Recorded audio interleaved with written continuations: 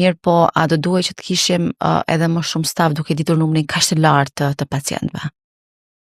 Kjo është një pyetje që jemi kamerën një kohë gjatë me ta, do të thotë edhe para ardhes sime si drejtuesi i qendrës emergjente, edhe para se më është marrë shumë me këtë pyetje. Sa jemi të përgatitur dhe a kemi prap nevojë?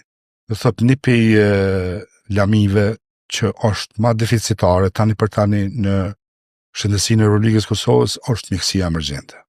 Para 3 vjetë e kemi bërë një fizibilitet të lamive cilat janë ma deficitare në shtetin tonë dhe i kemi detektu 3 për tyne. Do më mjekësia emergjente, anestezioni dhe neonatologjia. Dhe është shumë interesant që pak për me rrit interesimin edhe për me ma joshse këto 3 profesione. Ministria e Shëndetësisë vendosi një formë subvencioni apo një aspekt që të përkrahen të 3 lami, do të thotë e kanë bërë një ndihmë kështu në pagë, jemi dallohen pe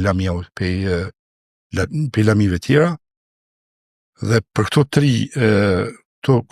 3 lami është vendosë që ta kenë një ndihmë më të lartë se sa këto tjera. Ato është një ndihmë simbolike, do më duket dikun rreth 200 euro më lartë se sa paga tjera të mjekëve tjera.